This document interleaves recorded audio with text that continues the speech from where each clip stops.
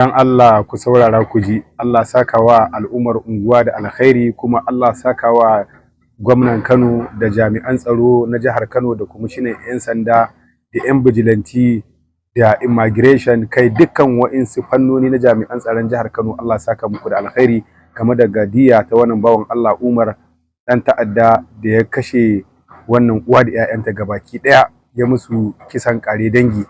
Dan Allah ku saurara ku ji wannan bawan Allah. Ke suka dinka musu fashin kwakwa, ai danne su suka dinka buga musu. Duk wanda aka dauka za ga kwalkwalwarsa a fashe, tana iyo ku kashe min yara.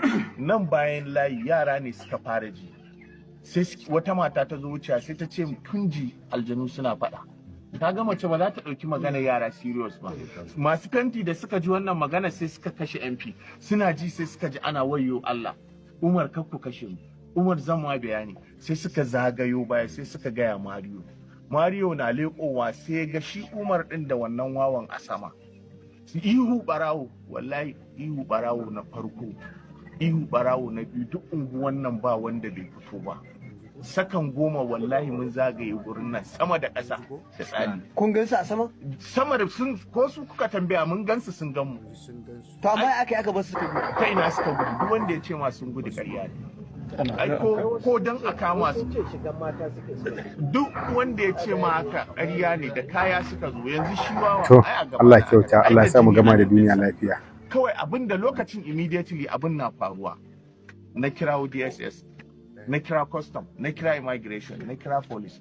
Kaka manta DPO guda 3 ne ya zo da assistant commissioner of police. Vigilante gaba daya da na taranci da na ɗorayi da na kumbu ba waɗanda ba su zo ba. Urgent gurin nan minti 5, 12 da minti 5 gurin nan gaba ɗaya jami'an tsaro ne ƙasa da sama. To gaya mun ta inda suka fita. Karfe nawa aka zo aka ɗauki guda ɗayan? Su kuma ina aka kama su? Gaskiya ne. Duk a gaba na aka tisa su. Kawai abin da aka yi, an yi taku. Jami'an tsaro sun nuna intelligence, sun mana abin da muke so da mun Nasiru Zango da muka waya da shi, abin da ya fara ce mun, dan Allah mutanen na a rike su, ka a kashe su. Yara sun tunzura, sun ce wallahi sai sun kashe.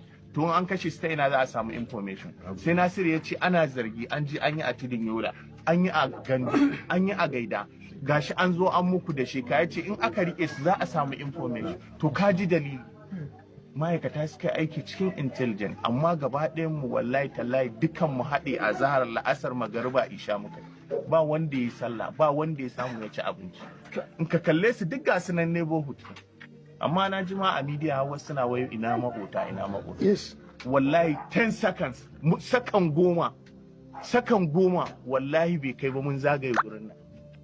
Kuma ko Never worry. To Ubangiji Allah ya jikan waɗannan iyalai guda 7 da suka rasu, shi kuma Allah Ubangiji subhanahu wata'ala ya ba shi haƙuri da dangana. Ko kuma waɗannan makota, Ubangiji Allah ya saka muku da alkhairi da ƙoƙarin da kuka yi wurin ganin an danƙe waɗannan marasa ji marasa mutunci.